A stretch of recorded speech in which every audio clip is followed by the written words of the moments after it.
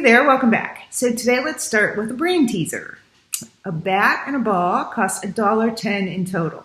The bat costs $1 more than the ball. So how much does the ball cost? Do you have your answer? How confident are you that you're right? How much would you wager that you're right? If your answer is that the ball costs 10 cents, you'd be wrong. But don't feel bad. More than half of the Princeton students who were quizzed with this gave the wrong answer. This is a classic example of our natural tendency to trust our first response and to overestimate our rightness. This is cognitive bias at work, according to Princeton professor and Nobel Prize-winning economist and author Daniel Kahneman. And Kahneman maintains that quirks and logical inconsistencies and flaws in human decision-making really represent the rule rather than the exception. And he introduced research decades ago that continues to influence hundreds of billions of dollars in corporate investments. And his insights into the nature of judgment and cognitive bias have fundamentally changed our understanding of decision-making and risk assessment. Kahneman examines how individual biases collectively impact group biases.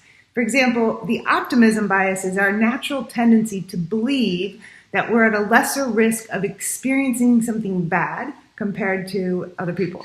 And optimism bias is quite common, and it doesn't matter what your gender, race, nationality, or age, we all experience optimism bias. An example is most people believe that they are at a lower risk of being a victim of crime than they really are, or people who day traders think they are less likely to lose in the market than they really are. Kahneman maintains that optimism bias may be the most significant of all the cognitive biases in group settings because it generates the illusion of control over the desired outcome. But the basic idea is that if you have a group of people who are optimistic about how something is going to work out as an individual, they will be even more optimistic as a group. And often this results in a rash consensus opinion with a lack of alternative viewpoints. And that underlies the whole phenomena of groupthink. And groupthink occurs when people have this desire for harmony and everybody gets along. And so the group makes a group decision that results in a really bad outcome. And what happens is in their quest to get along and be harmonious, they avoid pointing out potential problems or alternative solutions.